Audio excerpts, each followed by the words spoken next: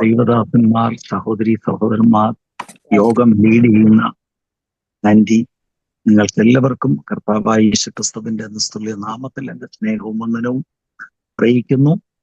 ഇവിടെ ശക്തമായ ഒരു മഴയുടെ മുഴക്കം ഞാൻ കേൾക്കുന്നു. അതുകൊണ്ട് എന്തെങ്കിലുമൊക്കെ ഒരു ഡിസ്റ്റർബൻസ് വരാതിരിക്കട്ടെ, വന്നാൽ നമ്മളത് ശാന്തമായിട്ട് കൈകാര്യം ചെയ്യുക. ഇടിയുടെ മുഴക്കവും ഒക്കെ കേൾക്കുന്നു. എനിവേ, കർത്താവിന്റെ ദാസി ഓർപ്പിച്ചതുപോലെ നമ്മുടെ ശിഷ്യത്വം എന്ന വിഷയം നമ്മൾ ധ്യാനിച്ച് തുടങ്ങി. ഇത് 32ാമത്തെ നമ്മുടെ ധ്യാനമാണ്.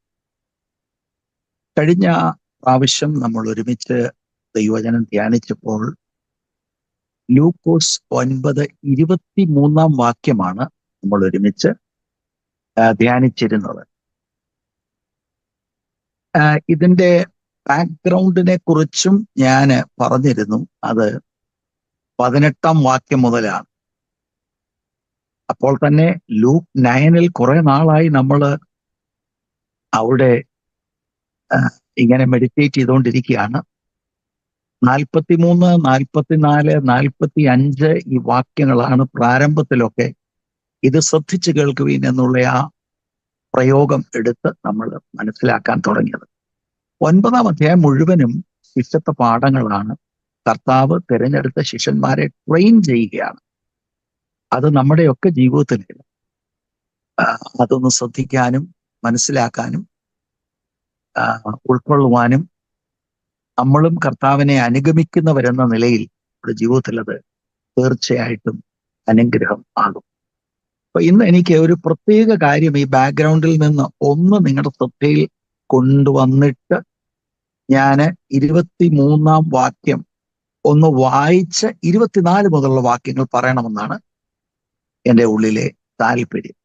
അപ്പൊ 18 മുതൽ ഞാൻ വായിക്കുന്നുവെങ്കിലും 21ാം വാക്യത്തിൽ ഒന്ന് സ്ട്രെസ് ചെയ്ത് അത് കഴിഞ്ഞ ആഴ്ചയിൽ എനിക്ക് പറയാൻ സാധിച്ചില്ല. എന്നാലും ആ വിഷയം നിങ്ങൾക്കറിയാം, എങ്കിലും അതൊന്ന് പറഞ്ഞ് മുന്നോട്ട് പോകാനാണ് താല്പര്യപ്പെടുന്നത്. അപ്പൊ 23ാം വാക്യത്തിന്റെ കോണ്ടെക്സ്റ്റ് ആണ് 18 മുതൽ. അവൻ തനിച്ച് പ്രാർത്ഥിച്ചു കൊണ്ടിരിക്കുമ്പോൾ ശിഷ്യന്മാർ കൂടെ ഉണ്ടായിരുന്നു.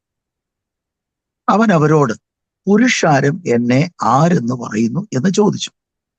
യോഹന്നാൻ സ്നാപകൻ എന്നും ചിലർ ഏലിയാവ് എന്നും മറ്റു ചിലർ പുരാതന പ്രവാചകന്മാരിൽ ഒരുത്തൻ ഉയർത്തെഴുന്നേറ്റു എന്നും പറയുന്നു എന്ന് അവർ ഉത്തരം പറഞ്ഞു.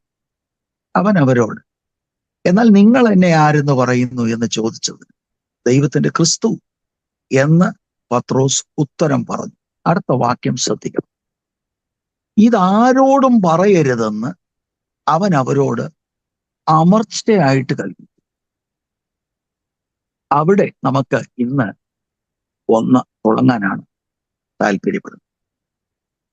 ഇപ്പൊ ഫിലിപ്പിന്റെ കൈസറിയിൽ വെച്ച് 2 ചോദ്യങ്ങൾ ചോദിക്കുന്നു. ഒന്ന്, പുരുഷാരം എന്നെ ആരെന്ന് പറയുന്നു. അപ്പൊ പുരുഷാരത്തിന് ഓടി.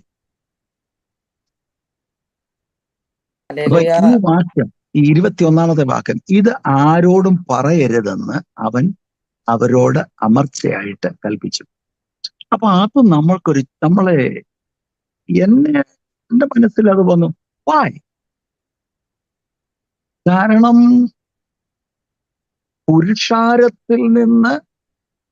പുരുഷാരത്തിന് വ്യക്തതയില്ല, ജീസസ് ആരാണെന്നുള്ള വ്യക്തതയില്ല. അപ്പൊ അതിൽ നിന്ന് വളരെ ക്ലിയർ കട്ട് ഒരു ആൻസർ ആണ് കർത്താവിനോട് ശിഷ്യന്മാര് പറയുന്നത്. എന്നിട്ട് മാത്യുവിലെ പാരലൽ പാസേജിൽ കർത്താവ് തന്നെ സർട്ടിഫൈ ചെയ്യുകയാണ്, ഇത് നിങ്ങൾ വെളിപ്പാടാണ് പറഞ്ഞത്. പീറ്ററിനോടാണ് പറയുന്നത്, ജഡരക്തങ്ങളല്ല, പിതാവ് തന്ന വെളിപ്പാടാണ്. എന്നിട്ട് പറയുകയാണ്, ഇത് ആരോടും പറയരുത്. അത് വെളിപ്പാടല്ലേ പറയേണ്ടത്. അപ്പം പ്രാരംഭത്തിൽ ഞാൻ പറയാൻ വന്ന ഒരു കാര്യം പറഞ്ഞിട്ട് ഇതിലേക്ക് വരാം. Jesus is God in human flesh. ദൈവം മനുഷ്യനായി വന്ന്, പൂർണ്ണ മനുഷ്യൻ പൂർണ്ണ ദൈവം, അവിടുന്ന് അത്ഭുതങ്ങൾ കാണിച്ചു, കൂടെ അവരുടെ കൂടെ ആയിരുന്നു, അവരെ പഠിപ്പിച്ചിട്ട് പുരുഷാരത്തിന് വ്യക്തതയില്ല. അത് നമ്മൾക്ക് അത് ഹിറ്റ് ചെയ്യുമോ എന്ന് എനിക്ക് അറിഞ്ഞുകൂടാ. നമുക്കത് ചിന്തിക്കാൻ കഴിയുമോ? God came down in human flesh and spoke words. അവര് ലൈവ് ഓഡിയൻസ് ആണ്. എന്നിട്ട് പവർ ഓഫ് ഗോഡ് അവർ കാണുന്നു, അവർ എമേസ്ഡ് ആകുന്നുണ്ട്. they saw the glory of God എന്ന് നമ്മൾ 43 വാക്യത്തിലൊക്കെ കണ്ടതാ. പക്ഷെ യേശുവിന്റെ ഐഡന്റിറ്റി അവർക്ക് അറിയത്തില്ല. ഇനി ഇത് ക്രൗഡ്, ഇവരുടെ പ്രധാന നേതാക്കന്മാരൊക്കെ കർത്താവിൽ നിന്ന് നേരിട്ട് കേട്ടിട്ടും they did not understand who Jesus was. ഇനി ശിഷ്യന്മാർക്ക് ഐഡന്റിറ്റിയെ കുറിച്ച് അറിയാം, പക്ഷെ മസ്സായയുടെ മിഷനെ കുറിച്ച് അറിയത്തില്ല. വാസ്തവത്തിൽ നമ്മൾ ഇതിനകത്ത് അലേർട്ട് ആകണം. നമ്മൾ എത്ര കെയർഫുൾ ആയിരിക്കണം എന്നുള്ളത് ആണ് ഞാൻ നിങ്ങളുടെ മുൻപിൽ വെക്കുന്നത്. അക്ഷരാർത്ഥത്തിൽ കർത്താവ് സംസാരിക്കുമ്പോൾ people did not understand. ഇന്നും എത്ര പേർക്ക് കാര്യങ്ങൾ മനസ്സിലാകുന്നുണ്ട്? ഫരീസേരും ശാസ്ത്രിമാരും ചിന്തിച്ചത് they know everything എന്നാ. they thought they understood the whole thing. അവര് മെഷിയ വരുവാനായിട്ടൊക്കെ കാത്തിരുന്ന ആളുകളാ. പക്ഷെ സാക്ഷാൽ മെഷിയ വന്ന് മുമ്പിൽ നിൽക്കുമ്പോൾ പറയുന്നത് ഇവൻ ബേൽസിബൂബിനെ കൊണ്ടാണ് ശുശ്രൂഷിക്കുന്നത്. Why? ശിഷ്യന്മാരെ 24/7 കർത്താവിനെ ഒബ്സർവ് ചെയ്യാണ്, കർത്താവിന്റെ കൂടെ നടക്കുകയാണ്. They saw the power of God and they heard the teachings. ഇപ്പം 9-ാം അധ്യായത്തിന്റെ ആദ്യത്തെ 1-2 വാക്യങ്ങളിൽ കർത്താവ് അധികാരവും ശക്തിയും അവർക്ക് കൊടുക്കുകയാണ്. എന്നിട്ട് അവരെ കൊണ്ട് ശുശ്രൂഷിപ്പിക്കുകയാണ്. ഇതെല്ലാമാണെങ്കിലും അവർക്കിപ്പോൾ ഒരു വെളിപ്പാടുണ്ട്, എന്നാൽ കുറെ കാര്യം കൂടെ അവർക്ക് മനസ്സിലാക്കാനുണ്ട്. അപ്പൊ ഇത് ഞാൻ പ്രാരംഭത്തിൽ പറയുന്നത്, നമ്മൾ എത്രയധികം ദൈവവചനം ധ്യാനിക്കുകയും ഞാനിങ്ങനെ പറയാം, ഏറ്റവും താഴ്മയോടെ ദൈവത്തോട് അടുക്കുകയും വേണം. പ്രിയപ്പെട്ടവരെ, എനിക്ക് മനസ്സിലായ ഒരു കാര്യം ദൈവവചനം ഞാൻ ഉദ്ധരിക്കാം. ജ്ഞാനികൾക്കും വിവേകികൾക്കും ദൈവം മറച്ചു വെക്കും, ശിശുക്കൾക്കാണ് ദൈവം വെളിപ്പെടുത്തുന്നത്. താഴ്മയോടെ അറിയത്തില്ല എന്ന മനോഭാവത്തിൽ കർത്തൃസന്നിധിയിൽ അടുത്തു വരുന്നവരെ കർത്താവ് അവരെ അനുഗ്രഹിക്കും. But he is opposed to the proud people. ജ്ഞാനികൾ വിവേകികൾ അവർക്ക് മറച്ചു വെക്കെന്ന് പറഞ്ഞാൽ നീ കാണണ്ട, മറച്ചു വെക്കും. ശിശുക്കൾക്ക് കർത്താവ് വെളിപ്പെടുത്തും. Let's have a very humble heart. എപ്പോഴും യോഗത്തിനിരിക്കുമ്പോൾ Lord speak to my heart. അല്ല നമ്മള് എന്തെങ്കിലും വിമർശിക്കാനോ അല്ലെങ്കിൽ ഒന്നുമല്ല. come with an open heart, with a humble heart to hear from the Lord. അപ്പൊ ഇവിടെ അവർ പറയുന്നത് പ്രാരംഭത്തിൽ ഒരു വെളിപ്പാടാണ്, പക്ഷെ കർത്താവ് പറയുന്നത് ഇതാരോടും ഇപ്പൊ പറയരുത്. അപ്പൊ ഇതാണ് നമ്മൾ ചിന്തിക്കാൻ താല്പര്യപ്പെടുന്ന ആദ്യത്തെ കാര്യം. അത് ആ 23-ാം വാക്യത്തിന്റെ പശ്ചാത്തലമാണ്. ശരിക്കും ഇത് ഏറ്റവും അപ്രോപ്രിയേറ്റ് ഒരു ടൈമാണ്. ഈ അപ്പോസ്തോലന്മാർ, അവർക്ക് കൃപയുണ്ട്, അവരിറങ്ങിപ്പോയി ഇതല്ലേ പറയേണ്ടത്. പക്ഷെ കർത്താവ് വിലക്കുകയാണ്. എന്നിട്ട് ആ വാക്കുകൾ അവരോട് അമർത്തയായിട്ട് കൽപ്പിച്ചു വന്ന ഒരു കമാൻഡ്മെന്റ് ആണ്, ഒരു വാർണിംഗ് ആയിട്ടാണ്. സ്ട്രോങ് ആയി സ്റ്റേണായി പറയാ, don't spread this news that Jesus is the Messiah. അപ്പൊ അതിന്റെ കാരണം എന്താണെന്ന് അവിടെ പറയുന്നില്ല. അവിടെ പറയുന്നില്ലെങ്കിലും തൊട്ട് അടുത്തു വരുന്ന വാക്യത്തിലാണ് ഈ കാരണം കൊണ്ടാണ് എന്ന് നമുക്ക് മനസ്സിലാക്കാനായിട്ട് കഴിയുന്നത്. കർത്താവ് 22-ാം വാക്യത്തിൽ പറയാൻ പോകുന്ന കർത്താവിന്റെ കഷ്ടാനുഭവത്തെക്കുറിച്ചും ക്രൂശ് മരണത്തെക്കുറിച്ചും ഒക്കെയാണ്. അപ്പൊ ആ ഇവന്റുകളാണ് ശരിക്കും ഹാർട്ട് ഓഫ് ദ ഗോസ്പൽ. അതാണ് അവർ പ്രീച്ച് ചെയ്യേണ്ടത്. അതിനെക്കുറിച്ച് അവർക്ക് വ്യക്തത ഇല്ലാത്തത് കൊണ്ടാണ് കർത്താവ് പറഞ്ഞത്, ഇപ്പോൾ പോയി ഐ ആം ദ മസായ എന്ന് പറഞ്ഞാൽ അവർ പറയും yes, Jesus of നാസറത്ത് is the മസായ, നമ്മൾ കാത്തിരുന്ന മെസ്സയ ഇത് തന്നെയാണ്. പക്ഷെ എന്നിട്ട് എന്താ പറയാൻ പോകുന്നത്? ലിറ്ററൽ കിങ്ഡത്തെ കുറിച്ച് പറഞ്ഞ ആളുകളെ തെറ്റിദ്ധാരണയിലേക്ക് കൊണ്ടുവരും. അതുകൊണ്ടാണ് കർത്താവ് അമർച്ചയായി അവരെ നിരോധിക്കുന്നതായിട്ട്, അവരോട് പോയി പറയരുത് എന്ന് അമർച്ചയായിട്ട് കൽപ്പിച്ചു എന്ന് നമ്മൾ മനസ്സിലാക്കുന്നത്. എന്നിട്ട് 22-ാം വാക്യത്തിൽ മനുഷ്യപുത്രൻ പലതും സഹിക്കുകയും മൂപ്പന്മാർ, മഹാപുരോഹിതന്മാർ, ശാസ്ത്രികൾ എന്നിവർ അവനെ തള്ളിക്കളഞ്ഞ് കൊല്ലുകയും അവൻ 3-ാം നാൾ ഉയർത്തെഴുന്നേൽക്കും വേണം എന്ന് പറഞ്ഞു. അപ്പൊ നമുക്കറിയാം മത്തായി 16:21 പീറ്റർ റെസ്പോണ്ട് ചെയ്യുന്നത്, ഒരിക്കലും നിനക്കിത് സംഭവിക്കരുത്. മസ്സയായുടെ ഐഡന്റിറ്റി ബോധ്യമായി ഞങ്ങളുടെ മുൻപിൽ ഈ മനുഷ്യനായി നിൽക്കുന്ന നസ്രേത്തുകാരനായ തച്ചനായിരുന്ന ഈ Jesus, he is the Messiah, he is the anointed one. Oh, they understood the identity. പക്ഷെ കർത്താവ് അവിടുത്തെ ശുശ്രൂഷയെക്കുറിച്ച് കർത്താവ് പറയുന്നു, അവിടുന്ന് കഷ്ടങ്ങൾ അനുഭവിക്കണം, മരിക്കണം, 3-ാം ദിവസം ഉയർന്ന്. അത് ഉൾക്കൊള്ളാൻ കഴിഞ്ഞില്ല. കാരണം ഞാൻ കഴിഞ്ഞ ആഴ്ചയിലൊക്കെ പറഞ്ഞ പോലെ അവരുടെ ഉള്ളിൽ മസ്സയെക്കുറിച്ച് മറ്റൊരു ധാരണയാണുള്ളത്. that he is going to establish a literal kingdom of God. അതിന്റെ സമയമായിട്ടില്ല, അത് ഭാവിയിൽ നടക്കേണ്ട കാര്യമാണ്. അവർക്കതാണ് മനസ്സിലായിട്ടുള്ളത്. അപ്പൊ ആ കാര്യങ്ങൾ സ്പ്രെഡ് ചെയ്യാതെ ആദ്യം കർത്താവിന്റെ കഷ്ടാനുഭവങ്ങളെ കുറിച്ച് അവർ മനസ്സിലാക്കണമെന്ന് കർത്താവ് ആഗ്രഹിച്ച് 22-ാമത്തെ വാക്യത്തിലാണ് കർത്താവ് ആ കഷ്ടാനുഭവങ്ങളെ കുറിച്ചും മരണത്തെക്കുറിച്ചും ഉയർത്തെഴുന്നേൽപ്പിനെ കുറിച്ചും പറയുന്നത്. ഇതുകൊണ്ടാണ് കർത്താവ് നേരത്തെ അവർ സ്പ്രെഡ് ചെയ്യണ്ട എന്ന് പറയുന്നതായിട്ട് നമ്മൾക്ക് കാണാൻ കഴിയുന്നത്. എന്നിട്ട് 23 മുതൽ 26 വരെയുള്ള വാക്യങ്ങളിൽ, അപ്പൊ ഇത് നമ്മൾ മാത്യു 16:22 ഒക്കെ ആ ബാക്ക്ഗ്രൗണ്ടോട് നമ്മുടെ മനസ്സിൽ വേണം. പത്രോസ് കർത്താവിനെ വേറിട്ട് കൊണ്ടുപോയി ശാസിച്ചപ്പോൾ കർത്താവ് തിരിഞ്ഞ് അവനെ ശാസിച്ചു. അവനോ തിരിഞ്ഞ് പത്രോസിനോട്, സാത്താനെ, എന്നെ വിട്ടുപോ, നീ എനിക്ക് ഇടർച്ചയാകുന്നു, നീ ദൈവത്തിൻ്റെതല്ല മനുഷ്യരുടേത് അത്രേ കരുതുന്നത് എന്ന് പറഞ്ഞു. Jesus rebuked Peter. എന്നിട്ട് കർത്താവ് പറയുന്നതിന്റെ ആശയം, പീറ്റർ, ക്രൂശ് എനിക്ക് മാത്രമല്ല, എന്നെ ഫോളോ ചെയ്യുന്ന എല്ലാവരും ക്രൂശ് എടുക്കണം.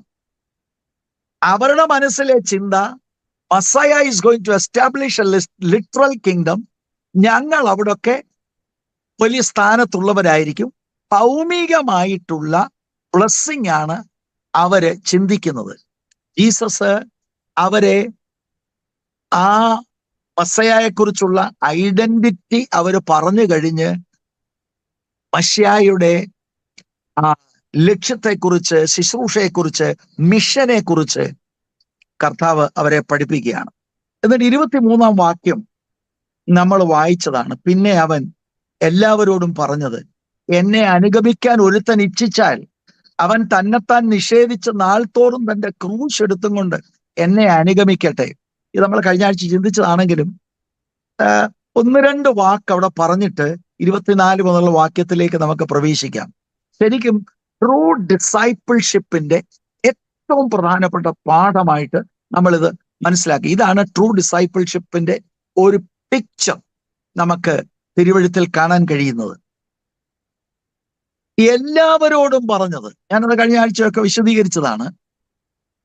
ക്രൗഡിലുള്ളവരും ഇത് കേൾക്കുന്നുണ്ട്, ശിഷ്യന്മാരും ഇത് കേൾക്കുന്നുണ്ട്.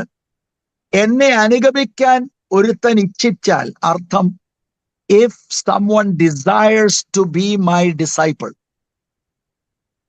അവൻ തന്നെത്താൻ നിഷേധിച്ച് നാൾതോറും തന്റെ ക്രൂശ് എടുത്തും കൊണ്ട് എന്നെ അനുഗമിക്കട്ടെ. വിളി ശിഷ്യനാകാനാണ്, പക്ഷേ വിളി ഏറ്റെടുക്കുന്നയാള് കൊടുക്കേണ്ട വിലയാണ് അനുഗമനത്തിന്റെ പാത. അനുഗമനത്തിന്റെ പാതയിൽ തന്നെത്താൻ നിഷേധിക്കുക, തന്റെ ക്രൂശ് എടുത്ത് അനുഗമിക്കുക. അനുഗമനത്തെക്കുറിച്ച് ഞാൻ നിങ്ങളോട് പറഞ്ഞു, ഫോളോ എന്ന വാക്ക് എന്ന് പറഞ്ഞാൽ ടോട്ടലി ലോർഡ്ഷിപ്പിന്റെ കീഴിലാണ്. Only the will of the Lord matters. കർത്താവിനെ അനുഗമിക്കുമ്പോൾ എന്റെ സ്വന്തം ഇഷ്ടങ്ങളോ ആഗ്രഹങ്ങളോ ഇല്ല.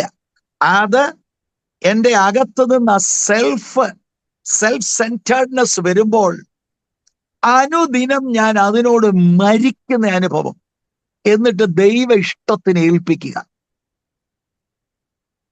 കർത്താവിന്റെ മുന്നിൽ നടക്കുന്നു, ഞാൻ കർത്താവിന്റെ പുറകെ ആ പാതയിൽ നടക്കുന്നു. ഇടത്തു നിന്നും വലത്തു നിന്നും പ്രലോഭനങ്ങൾ, ആകർഷണീയമായ പല കാര്യങ്ങൾ ഉണ്ടെങ്കിലും നോ നോ എന്ന് പറഞ്ഞ് keep moving in the direction which the Lord has asked me to follow. ആ ഒരു അനുഭവമാണ് ശരിക്കും ശിഷ്യത്വം. ഇനി 24 മുതലുള്ള വാക്യങ്ങൾ ഇതിന്റെ എക്സ്പാൻഷനായിട്ടാണ്, ഇതിന്റെ വിശദീകരണമായിട്ടാണ് നമ്മൾ അത് മനസ്സിലാക്കേണ്ടത്. അപ്പൊ ഇത് ഞാൻ കഴിഞ്ഞ ആഴ്ച പറഞ്ഞ ഒന്നുകൂടെ ആവർത്തിക്കാം. ഇത് ഒരു ഒബ്സ്ക്യൂർ പാസേജ് അല്ല. എപ്പോഴോ കർത്താവ് ഇങ്ങനെയൊന്ന് പറഞ്ഞു, അങ്ങനെയല്ല. കർത്താവ് സാധാരണയായി പഠിപ്പിക്കുന്ന, പല ആവർത്തി പഠിപ്പിച്ചിട്ടുള്ള ഒരു പാഠമായിട്ട് തന്നെ നമ്മൾ ഇത് മനസ്സിലാക്കണം. മർക്കോസിന്റെ സുവിശേഷം 8-ാം അധ്യായം 34 മുതൽ 38 വരെയുള്ള വാക്യങ്ങളിലും ഇതേ കാര്യം നമുക്ക് കാണാൻ കഴിയും. ഇതുപോലെ തന്നെ മത്തായി 16-ന്റെ 24 മുതൽ 27 വരെയും ഇതേ ടീച്ചിങ്സ്, ഇതിന്റെ പാരലൽ പാസേജുകളായി നമുക്ക് കാണാനായിട്ട് കഴിയും. റിപ്പീറ്റഡായി കർത്താവ് പഠിപ്പിച്ച ഒരു പാഠമാണ്. പഠിപ്പിക്കുക മാത്രമല്ല, ഇത് ശരിക്കും നിങ്ങൾക്ക് ഒരു ഉദാഹരണം കാണണമെങ്കിൽ you can see in the life and ministry of Jesus Christ. അവിടുന്ന് സ്വന്തം ഇഷ്ടം ഒന്നും ചെയ്യാതെ പിതാവിന്റെ ഇഷ്ടത്തിന് സമ്പൂർണമായി ഏൽപ്പിച്ചു എന്നാണ് നമുക്ക് തിരുവെഴുത്തിൽ നിന്ന് കർത്താവിന്റെ ശുശ്രൂഷയെക്കുറിച്ച് മനസ്സിലാക്കാൻ കഴിയുന്നത്. ജോൺ 6:38, ഞാൻ സ്വർഗത്തിൽ നിന്ന് ഇറങ്ങി വന്നത് എന്റെ ഇഷ്ടം ചെയ്യുവാനല്ല, എന്നെ അയച്ചവന്റെ ഇഷ്ടം ചെയ്യുവാൻ. അങ്ങനെ അനേക വാക്യങ്ങൾ നമുക്ക് കാണാൻ കഴിയും. അപ്പൊ അതേ കാര്യമാണ് ഇപ്പോൾ നമ്മളോടും കർത്താവ് ആവശ്യപ്പെടുന്നത്. അപ്പൊ ഇവിടെ ഞാൻ കഴിഞ്ഞ ആഴ്ച പറഞ്ഞ കാര്യമായതുകൊണ്ട് കൂടുതൽ റിപ്പീറ്റ് ചെയ്യുന്നില്ല. കർത്താവിന്റെ ഈ പഠിപ്പിക്കൽ ആധുനിക സുവിശേഷീകരണത്തിൽ നിന്ന് വളരെ വ്യത്യസ്തമാണ്. ഇത് എൻ്റെ കേൾവിക്കാരായ എല്ലാ സഹോദരി സഹോദരന്മാരും മനസ്സിലാക്കണം. ഞാന് നിങ്ങളെപ്പോലെ തന്നെ, അല്ലെങ്കിൽ നിങ്ങളിൽ ചിലരെ പോലെയെങ്കിലും അനേക യൂട്യൂബ് സന്ദേശങ്ങൾ ഞാൻ ശ്രദ്ധിക്കാറുണ്ട്. ഈ ഉപവാസ പ്രാർത്ഥനകളും കൺവെൻഷനുകളും ഒക്കെ. കാരണം what's happening around, it is very disturbing. അതിനകത്ത് ഏറ്റവും ദുഃഖകരമായ കാര്യമെന്ന് പറയുന്നത് ഈ മുന്നിലിരിക്കുന്ന ജനത്തിന് ഇത് അറിയത്തില്ലെന്നുള്ളതാണ്. That's very sad, that's very sad. മുൻപിലിരിക്കുന്ന ജനത്തിന് ഈ വിളമ്പിത്തരുന്നത് എന്താണ് എന്നതിനെ കുറിച്ച് യാതൊരു നിലയിലും അവർക്കൊരു ധാരണയില്ലാതെ പ്രസംഗികൾ പറയുന്ന പല കാര്യത്തിനും കൈയടിച്ച് ആമേൻ പറയുന്ന അനുഭവമാണ്. ജീസസിന്റെ മെസ്സേജും ഇന്നത്തെ കണ്ടംപററി ക്രിസ്ത്യൻ മെസ്സേജും തമ്മിൽ ഭയങ്കര വ്യത്യാസമാണ് എന്ന കാര്യം ഒരിക്കൽ കൂടെ നിങ്ങളെ ഓർപ്പിക്കുന്നു. കർത്താവ് വിളിക്കുന്നത് പ്രോസ്പെരിറ്റിക്കും ട്രബിൾ ഫ്രീ ലിവിങ്ങിനും അല്ല പ്രിയരെ. നിങ്ങൾ എവിടെയെങ്കിലും കണ്ടോ അങ്ങനെ ഈ 23 മുതൽ 26 വരെയുള്ള വാക്യങ്ങളിൽ? ശിഷ്യത്വത്തിന്റെ വളരെ പ്രധാനപ്പെട്ട ഒരു പാഠമാണ് ഇത്.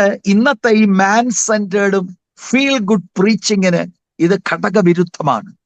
യേശു പ്രസംഗിച്ച സുവിശേഷം സ്വയത്യാഗത്തിന്റെയും കഷ്ടപ്പാടിന്റെയും സമ്പൂർണ്ണ സമർപ്പണത്തിന്റെയും ഗൗരവമേറിയ ആഹ്വാനമായിരുന്നു. Please do not forget that. കാരണം ഇത് മറ്റു ചിലത് കേൾക്കുമ്പോൾ നമുക്ക് നമ്മുടെ ജഡത്തിനൊരു സുഖം ഉണ്ടാകും. അത് താൽക്കാലികമാണ്, നൈമിഷികമാണ്. നമ്മൾ കെയർഫുൾ അല്ലെങ്കിൽ നമ്മളും നമ്മുടെ തലമുറകളും അതിനകത്ത് ബന്ധിക്കപ്പെടുവാൻ ഇടയായിത്തീരും.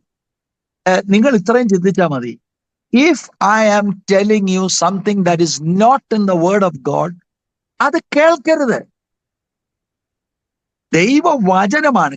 ഇന്നലെ എനിക്കുണ്ടായ ഒരു അനുഭവം ഞാൻ നിങ്ങളോട് പറയാം. ഞാൻ ഒരു യോഗം കഴിഞ്ഞിട്ട് രാത്രിയിൽ ഇങ്ങനെ വരികയാണ്. അപ്പോൾ ഞാനൊരു കടയിൽ കയറി. രാത്രിയിൽ ഓപ്പൺ ആയിരിക്കുന്ന ഒരു കടയുണ്ട്. ചിലപ്പോൾ സാധനം മേടിക്കാനായിട്ടും കയറിയതാണ്.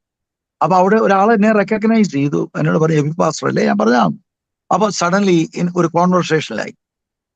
അദ്ദേഹത്തിന്റെ ഭാര്യ ഒന്നിലധികം പ്രാവശ്യം അദ്ദേഹത്തെ വിളിച്ച് കൊണ്ടുപോകാൻ നോക്കുന്നുണ്ട്. പക്ഷെ അദ്ദേഹം പോകത്തില്ല. പോകാതെ എന്നോട് അന്യഭാഷയെ കുറിച്ച് സംസാരിക്കുന്നു. And so many other topics. അപ്പൊ അദ്ദേഹം പറഞ്ഞു, ഇന്ന പാസ്റ്റർ പറഞ്ഞിരിക്കുകയാണ്. Oh, I must believe him and he's such a great man, I know him. ഞാൻ വളരെ ശാന്തമായിട്ട് പറഞ്ഞു, brother, go to the text. ദൈവവചനം ശ്രദ്ധിക്ക്. അല്ലാതെ ഇന്ന വ്യക്തി പറയുന്നതെല്ലാം ബ്ലൈൻഡ് അല്ല.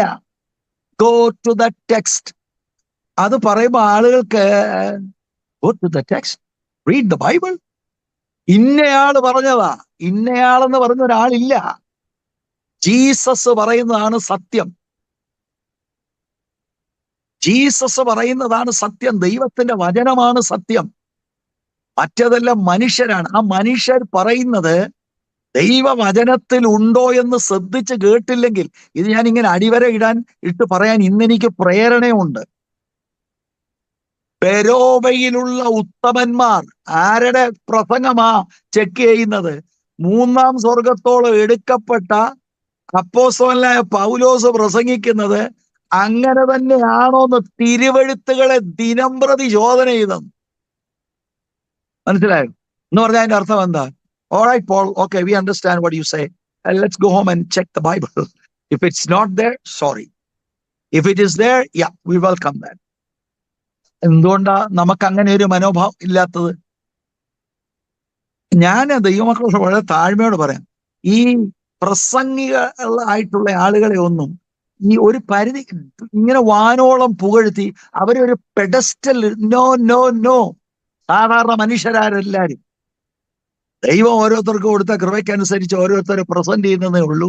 ബ്ലൈൻഡായിട്ട് ഒരു പ്രവാചകനെയോ ഒരു പ്രസംഗിയോ ഒരു ഉപദേഷ്ടാവിനെയോ വിശ്വസിക്കരുത്. കാലഘട്ടം അങ്ങനെ ആയി പോയി പ്രിയരെ. എക്കാലത്തും അങ്ങനെയാണ് ചെയ്യേണ്ടത്. ഇന്ന് it is A very dangerous time. കർത്താവിന്റെ മെസ്സേജിൽ നിന്നും ഈ ആധുനിക സുവിശേഷം വളരെ ഡിഫറെന്റ് ആണ്. കർത്താവ് വിളിക്കുന്നത് ടോട്ടൽ സബ്മിഷനും അൺറിസർവ്ഡ് കമ്മിറ്റ്മെന്റ് ആണ്. ഇതാണ് 23 മുതലുള്ള വാക്യങ്ങളിൽ. അനുഗമിക്കുകയാണോ?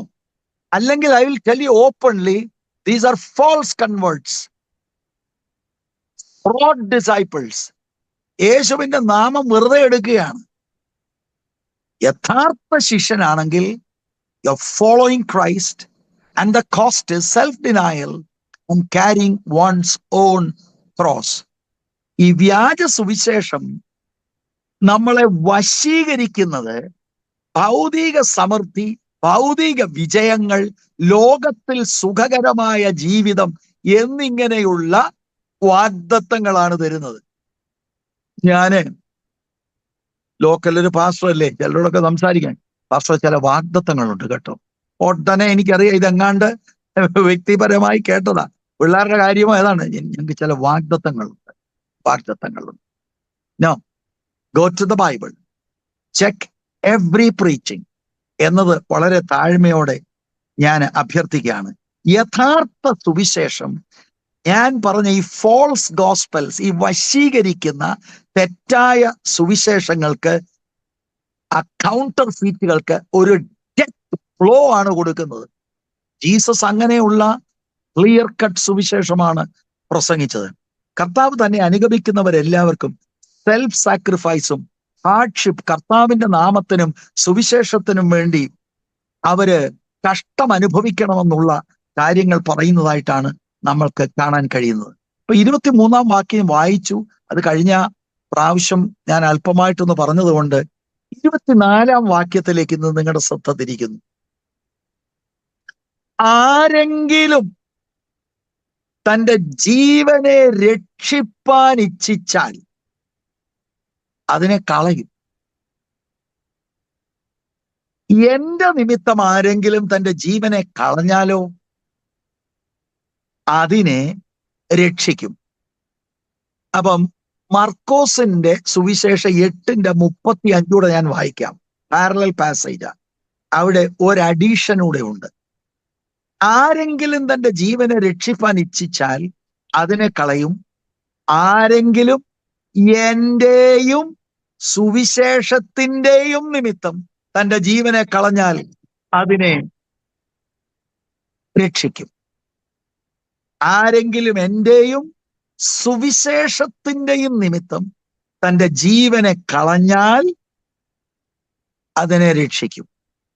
ഇപ്പൊ 24-ാം വാക്യമാണ്.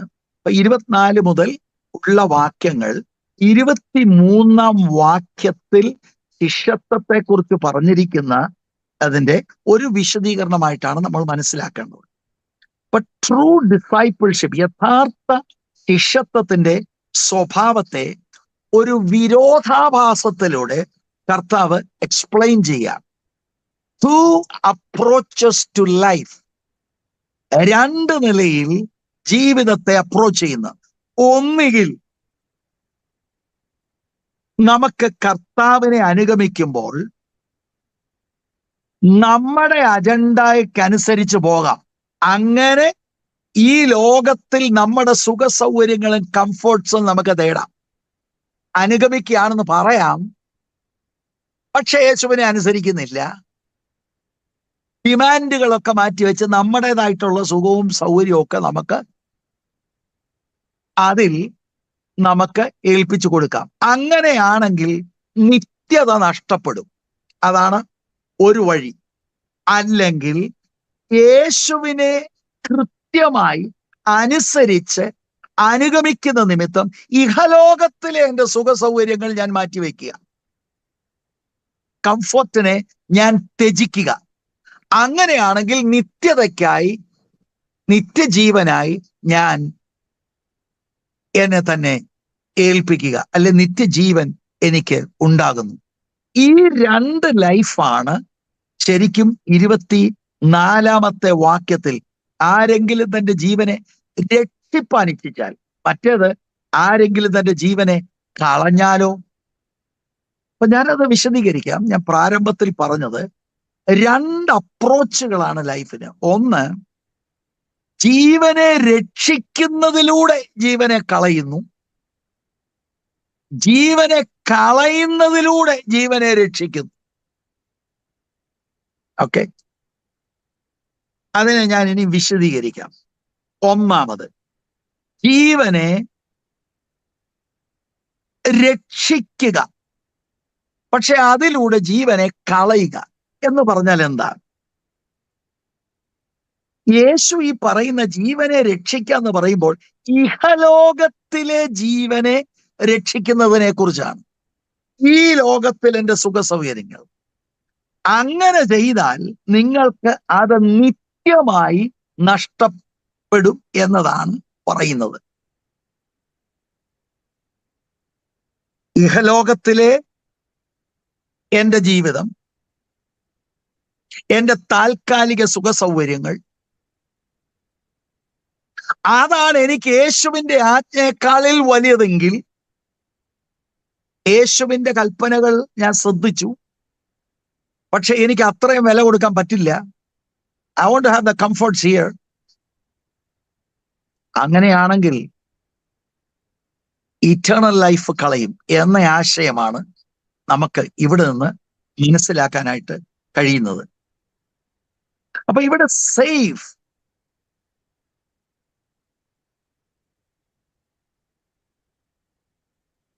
ഞാൻ ആ 24-ാം വാക്യം ഒന്നുകൂടെ വായിക്കാം. ആരെങ്കിലും തന്റെ ജീവനെ രക്ഷിപ്പാൻ ഇച്ഛിച്ചാൽ, ആ രക്ഷിക്കുക എന്ന് പറയുന്നത് ഈ ലോകത്തിലെ എന്റെ സുഖ സൗകര്യങ്ങൾ, ഞാൻ അതിനെ കളയും. അപ്പൊ എന്താണ് അതിന്റെ അർത്ഥം? ഈ ആരെങ്കിലും തന്റെ ജീവനെ രക്ഷിക്കുക, കർത്താവിന്റെ ഡിമാൻഡ്സിനോടുള്ള ബന്ധത്തിൽ ആ ഡിമാൻഡുകൾ എനിക്ക് പൂർണ്ണമായിട്ട് എനിക്ക് അനുസരിക്കാൻ കഴിയുന്നില്ല. I want to save my life in the here, in the now.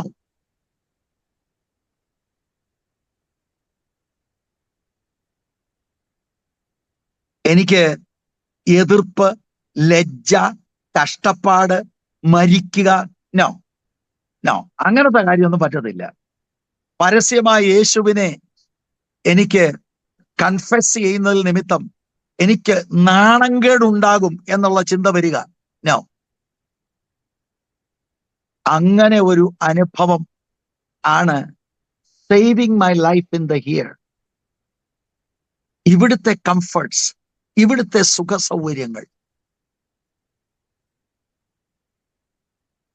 എനിക്ക് ഇഹലോകത്തിലെ സ്വീകാര്യത, ഇഹലോകത്തിലെ താൽക്കാലിക ആശ്വാസങ്ങൾ, ഇഹലോകത്തിലെ സുരക്ഷിതത്വം,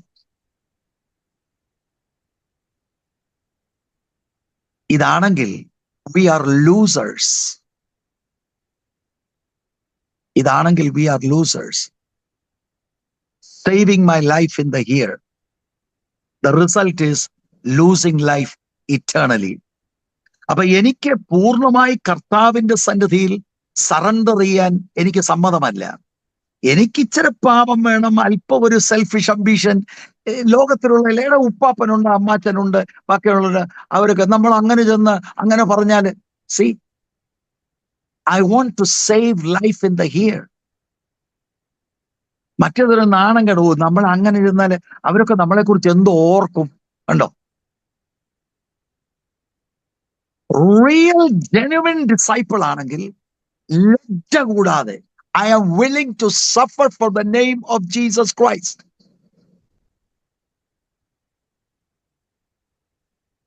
പക്ഷെ ജീവിതമെല്ലാം ആളുകൾ എന്നെ അക്സെപ്റ്റ് ചെയ്യണം, ഭൗതികമായ മഹത്വം എനിക്ക് വേണം, ഒരു നിലയിലും കഷ്ടപ്പാടരുത്, എത്രയും സുഖ സൗകര്യങ്ങൾ അത് കിട്ടുക, എപ്പോഴും സുരക്ഷിതായിരിക്കുക, ഒന്നും റിസ്ക് ചെയ്യത്തില്ല.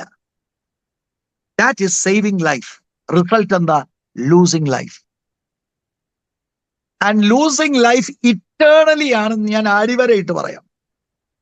കാരണം യഥാർത്ഥമായിട്ട് അത് രക്ഷയുടെ അനുഭവത്തിൽ നിൽക്കുന്ന ആളല്ല. അങ്ങനെ പറയാൻ എന്നെ പ്രേരിപ്പിക്കുന്നത് ജോൺ 12:25 ആണ്. ഒരു പാരലൽ പാസേജ് ആണ്.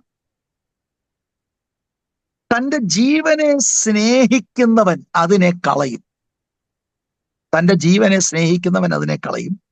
ഇഹലോകത്തിൽ തന്റെ ജീവനെ പകയ്ക്കുന്നവൻ അതിനെ നിത്യജീവനായി സൂക്ഷിക്കും. അപ്പൊ തന്റെ ജീവനെ സ്നേഹിക്കുന്നവൻ എന്ന് പറയുമ്പോൾ ഇഹലോകത്തിലെ ജീവിതം സ്നേഹിക്കുന്നവൻ. ഇവിടെ എനിക്ക് പ്രശ്നം കൂടാതെ ഞാൻ കർത്താവിനെ കണ്ടിരിക്കുന്ന, ഇവിടെ എനിക്ക് വീട് വേണം, വണ്ടി വേണം, ഇത് വേണം, എല്ലാവരും അംഗീകരിക്കണം, അതാണ് എൻ്റെ ഉള്ളത്തിൽ. ഇഹലോകത്തിൽ ഞാൻ എൻ്റെ ജീവിതത്തെ സേവ് ചെയ്യുക, അതിനെ സ്നേഹിക്കുക. അവൻ അതിനെ കളയുമെന്ന് പറയുമ്പോൾ അടുത്ത ഭാഗമാണ് ഇഹലോകത്തിൽ തന്റെ ജീവനെ പകയ്ക്കുന്നവൻ. ഇഹലോകത്തിൽ ജീവിതത്തെ പകയ്ക്കാന്ന് പറഞ്ഞാൽ രാവിലെ എഴുന്നേറ്റ് ഐ ഹേറ്റ് മൈ സെൽഫ് എന്ന് പറയുന്നതല്ല.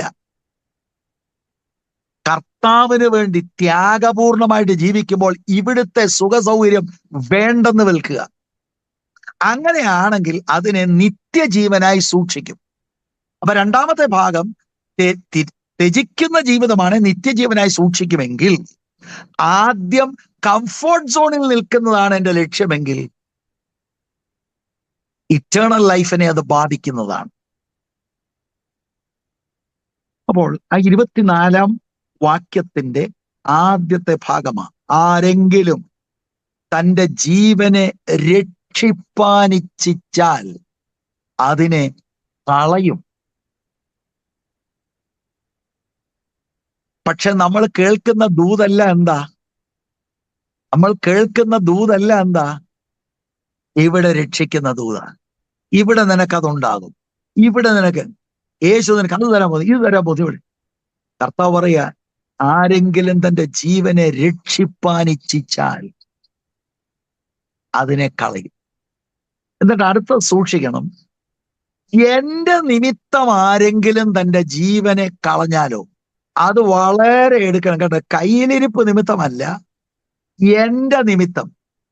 എന്നിട്ട് മാർക്കിൽ പറയുന്നത് എന്റെയും സുവിശേഷത്തിന്റെയും നിമിത്തം ആരെങ്കിലും തന്റെ ജീവനെ കളഞ്ഞാലോ അതിനെ രക്ഷിക്കും. ശരിക്കും ക്രൂശ് എടുക്കുക എന്ന് പറഞ്ഞാൽ ഇതാണ്. അതിന്റെ എക്സ്പ്ലനേഷൻ ആണ് ഈ 24th വേഴ്സിൽ നമുക്ക് കാണാൻ കഴിയുന്നത്. അപ്പൊ ഞാൻ അതിനെ എക്സ്പ്ലെയിൻ ചെയ്യുന്നതിന് മുമ്പ് ഈ ജീസസിന്റെ സന്ദേശം ചില വാക്യങ്ങൾ ഞാൻ ഉദ്ധരിച്ചു. ഞാൻ കുറെ റെഫറൻസുകൾ പറയാൻ പോവുകയാണ്. എത്ര മാത്രം ഈ ലൂസിങ് ലൈഫും സെൽഫ് ഡിനയലിനെ കുറിച്ച് ആവർത്തിച്ചു എന്ന് ഒരു ചെറിയ ഹിന്റ് നിങ്ങൾക്ക് തരാം. ഇപ്പോൾ ഞാൻ വായിച്ചു John 12:25, Luke 17:33 Matthew 10:38-39, Matthew 16:24-25, Mark 8:34-35, പിന്നെ നമ്മളിപ്പോൾ ചിന്തിക്കുന്ന ലൂക്ക് 9:23-24, പിന്നെ ലൂക്ക് 14:26-27. ഇവിടെയെല്ലാം സെൽഫ് ഡിനയൽ ആൻഡ് ലൂസിങ് ലൈഫാണ്. അപ്പൊ ഇതിന്റെ രണ്ടാമത്തെ ഭാഗം, എന്റെയും സുവിശേഷത്തിന്റെയും നിമിത്തം, if you are losing life for Jesus sake and the gospel എന്ന് പറഞ്ഞാൽ അതാ 23-ാം വാക്യത്തിന്റെ അർത്ഥം. Losing life involves self denial and cross bearing. ഇവിടുത്തെ കംഫർട്ട്സ് അല്ല. എന്ത് കർത്താവ് പറഞ്ഞാലും, ഞാൻ ഒരു ചെറിയ ഉദാഹരണം പറയുമ്പോൾ നിങ്ങൾക്ക് മനസ്സിലാവും. രക്ഷിക്കപ്പെട്ടു എന്ന് പറയുന്ന ഒരാൾ, അതൊക്കെ ഇപ്പൊ നമ്മൾ നേരത്തെ ഈ രക്ഷയുടെ കാര്യമൊക്കെ മനസ്സിലാക്കിയിട്ടുണ്ട്. രക്ഷിക്കപ്പെട്ടു. അവ പ്രസംഗത്തിലൂടെ ആ ആളിന് മനസ്സിലായി അടുത്തത് വിശ്വാസ സ്നാനമാണ്. അങ്ങനെ സ്നാനപ്പെടാൻ നോക്കൂ? സ്നാനപ്പെടണം, അത് സത്യമാകട്ടോ, സത്യമാണ്. ഞാൻ ഒരിക്കല് അച്ചപ്പട്ടത്തിന് പോയി, ഓർത്തഡോക്സിലെ അച്ചപ്പട്ടത്തിന് പോയ ഒരാൾ, പട്ടത്തം മിഡ്വേ അദ്ദേഹം ഉപേക്ഷിച്ചു. അദ്ദേഹത്തിന്റെ സെമിനാരി പഠനമൊക്കെ ഉപേക്ഷിച്ചു. എനിക്ക് ഏറ്റവും ബന്ധമുള്ള ഒരാളാണ്. ഒരിക്കൽ ഒരു വീട്ടിൽ വെച്ച് ഞാൻ അദ്ദേഹത്തോട് ഇങ്ങനെ ഈ സുവിശേഷ സംബന്ധ കാര്യം പറഞ്ഞു സ്നാനത്തിലേക്കൊക്കെ, അപ്പൊ എന്നെക്കാട്ടി വളരെ സീനിയർ ഒരാളാണ്. സ്നാനത്തിലേക്കൊക്കെ വന്നു. ഞാൻ അദ്ദേഹത്തിന്റെ മുൻപിൽ ദൈവത്തിന്റെ വചനമല്ലേ വെക്കുന്നത്. ലാസ്റ്റിൽ അദ്ദേഹം എന്നോട് പറഞ്ഞു എന്താണെന്നറിയോ? എടാ, നീ പറയുന്നതെല്ലാം ശരിയാ, പക്ഷെ വേറെ ഏതെങ്കിലുമൊക്കെ കാണുമായിരിക്കും, എന്നോട് നോക്കട്ടെന്ന് അദ്ദേഹം. മനസ്സിലായോ?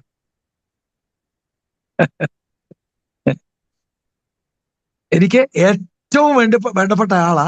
I don't think he has taken water baptism even today. He is a very nice man, and I believe he is a preacher in his denomination. ഒരു കാലഘട്ടത്തിൽ അച്ചപ്പട്ടത്തിന് പോയി പഠിച്ച ആളാണ്. But he did not want to complete it. അതിന്റെ comment ഞാൻ ഇപ്പൊ പറയുന്നില്ല, കാരണം he told me why he got out. അത് ഞാനിപ്പോ പരസ്യപ്പെടുത്തുന്നില്ല. He's a nice man, sincere. അപ്പൊ തടി തപ്പാൻ വേണ്ടി, കാരണം ഈ ലോകത്തിൽ അദ്ദേഹം അങ്ങനെ ഒരു സ്റ്റാൻഡ് എടുത്താൽ,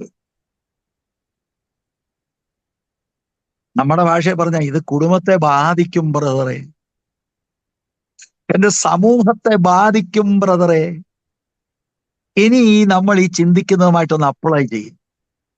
to lose life in this world എന്ന് പറഞ്ഞാൽ accepting opposition, accepting the shame, accepting the suffering, accepting death, accepting whatever. ഓക്കുമോ? അതാണ് ശിഷ്യത്വം, അല്ലാതെ പെന്തിക്കോസിൽ ചേർന്നതല്ല. പെന്തിക്കോസിൽ ചേർന്നാൽ ദൈവവചനം കേൾക്കാം പറയുന്നിടത്ത്. Become a true disciple of Jesus Christ. ശരിക്കും ആ losing life in this world എന്ന് പറഞ്ഞാൽ ഇഹലോകത്തിൽ ക്രിസ്തുവിന് വേണ്ടി എന്തൊക്കെ ത്യജിക്കണോ ത്യജിക്കുകയാണ്, to hold on to eternal life. എന്റെ കേൾവിക്കാരായ നിങ്ങളെല്ലാവരും, പറയുന്ന ഞാൻ ഉൾപ്പെടെ, നമുക്ക് നമ്മുടെ ജീവിതത്തെ ഒന്ന് ശോധന ചെയ്യണം. നിങ്ങളൊന്ന് ശ്രദ്ധിച്ചേ.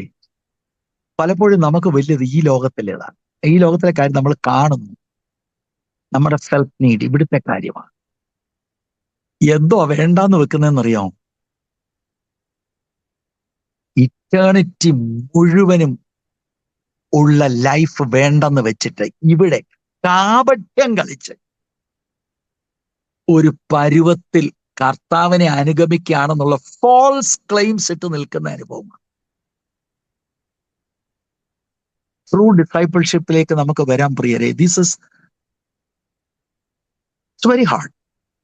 ചില ഹാർഡായിട്ട് നിങ്ങൾക്ക് തോന്നും, but this is the truth. ആരെങ്കിലും എന്റെയും സുവിശേഷത്തിന്റെയും നിമിത്തം, എടുത്തു പറയാം, ഇപ്പം തൊട്ടടുത്ത വീട്ടിലൊരു തീപിടുത്തം ഉണ്ടായി. തീപിടുത്തം ഉണ്ടായപ്പം എല്ലാവരും സഹായിക്കാൻ വന്നു, നമ്മൾ സഹായിച്ചു. അല്ലെ വേറൊരാൾക്ക് 10,000 രൂപ വേണം, 10,000 രൂപ അങ്ങോട്ട് കൊടുത്തു. സഫറി അതല്ല, ക്രിസ്തു നിമിത്തം, ക്രിസ്തു നിമിത്തം, for his names sake, for the gospel. ആ അർത്ഥത്തിൽ നമ്മളിത് ചിന്തിക്കണം. ആരെങ്കിലും എന്റെയും സുവിശേഷത്തിന്റെയും നിമിത്തം. അപ്പൊ ഞാൻ ആ 24-ാം വാക്യം ഒന്ന് വായിച്ചിട്ട് പെട്ടെന്ന് 25-26 നമുക്ക് ഒന്ന് ചിന്തിക്കുവാൻ ഇടയായി തീരട്ടെ.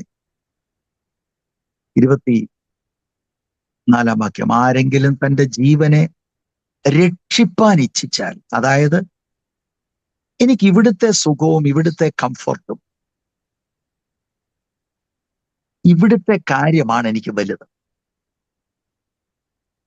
ക്രിസ്തുവിന്റെയും സുവിശേഷത്തിന് വേണ്ടി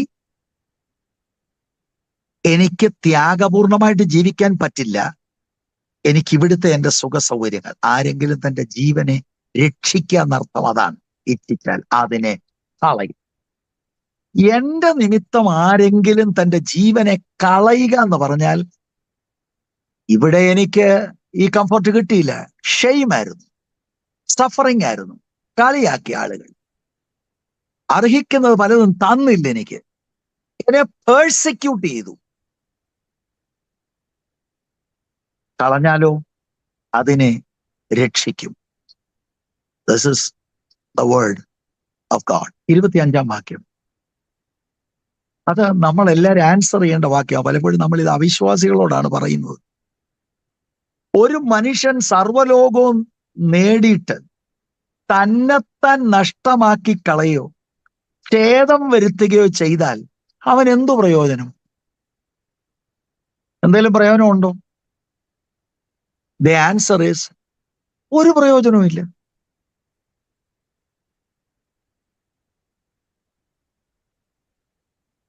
യാതൊരു പ്രയോജനമില്ല.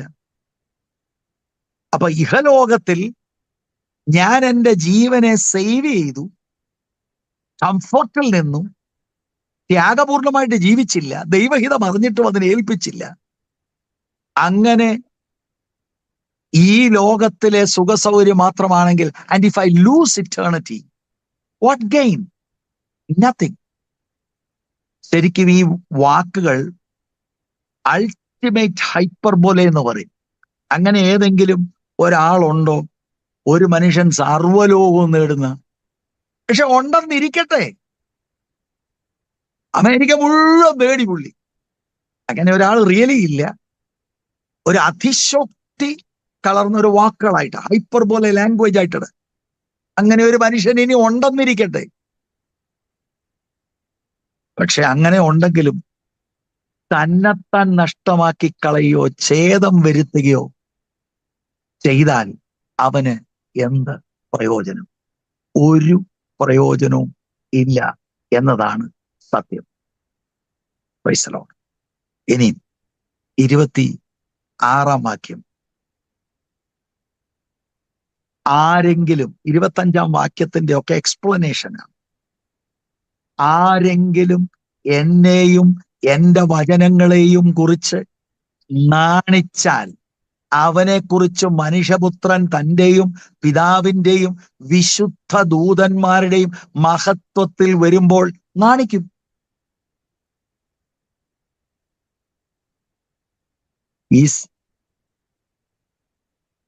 കേൾക്കാമോ?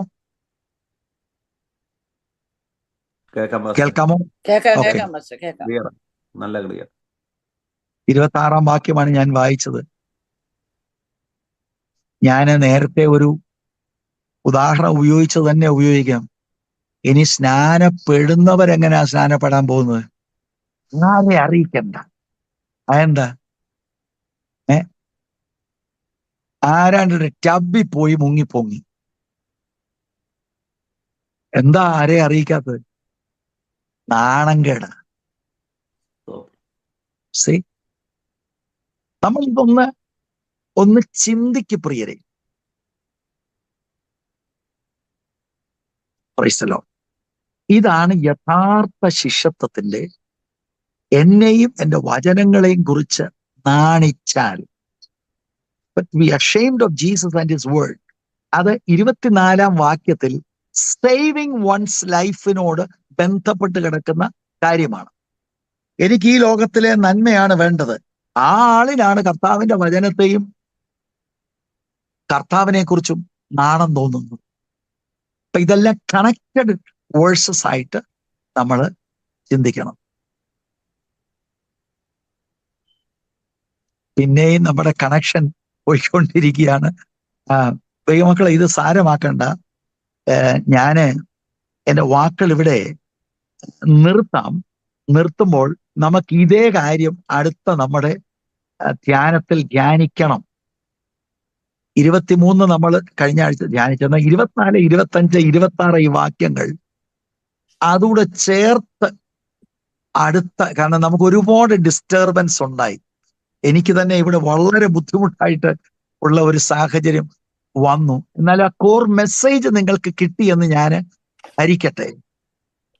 ഒരു പ്രാവശ്യം കൂടെ നമുക്കിത് ചിന്തിപ്പാൻ ഇടയായി തീരട്ടെ. കാരണം ഇത് മെയിൻ പാഠമാണ്. ഇത് നമ്മൾ മിസ് ഔട്ട് ചെയ്യരുത്. ഓക്കെ, ഇതിനെക്കുറിച്ച് ശിഷ്യന്മാർക്ക് കൊടുക്കേണ്ട വിലയെക്കുറിച്ച് they did not have an idea. അപ്പൊ നമ്മള് കഴിഞ്ഞ ആഴ്ചയിലൊക്കെ ഞാൻ പറഞ്ഞതാ, 44, 45 വാക്യങ്ങളിലൊക്കെ അവരെ ഡിസ്ട്രാക്റ്റഡ് ആകുന്ന കണ്ടിട്ട് കർത്താവ് ക്രൂശിലേക്ക് അവരെ തിരിച്ച് കൊണ്ടുവരികയാണ്. ക്രൂശിനെ കുറിച്ചുള്ള ദർശനമില്ലെങ്കിൽ 1, കൃത്യമായ സുവിശേഷീകരണം നടക്കത്തില്ല. 2, ക്രിസ്ത്യൻ ലൈഫിനെ കുറിച്ച് നമുക്ക് ഇഗ്നോറന്റ് ആകും. ക്രിസ്ത്യൻ ലൈഫ് എന്ന് പറയുന്നത് കർത്താവിനെ അനുഗമിക്കുന്ന ലൈഫാണ്. അനുഗമനത്തിന്റെ പാതയാണ് self denial and carrying the cross. അതെന്താണെന്നുള്ള വിശദീകരണമാണ് 24, 25, 26 വാക്യം. ക്രൂശ് കരിയുക എന്ന് പറയുമ്പോൾ ക്രിസ്തുവിന്റെ നാമവും സുവിശേഷവും നിമിത്തം ഈ ലോകത്തിൽ നമുക്ക് സഫറിങ് ഉണ്ടാകും. ആളുകൾ നമ്മളെ വിടക്കം നിണ്ണും, കിട്ടേണ്ട ഓഹരി തരത്തില്ല. No no no no no അതെനിക്ക് വേണം, അതും എനിക്ക് വേണം, കർത്താവിനെ എനിക്ക് സന്തോഷിപ്പിക്കാൻ വേണം. Doesn't work together. ഇത് വളരെ കൃത്യമായിട്ട് നമ്മൾ മനസ്സിലാക്കണം. ഞാൻ വരുന്ന ആഴ്ചയിൽ എനിക്ക് പീറ്ററിന്റെ കാര്യങ്ങളോടൊന്ന് എടുത്തു പറയാനുണ്ട്.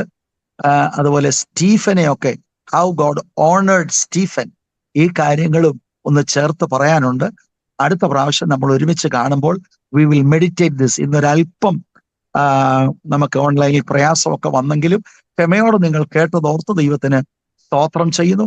എനിക്ക് വേണ്ടി നിങ്ങൾ പ്രാർത്ഥിക്കുക. God bless us.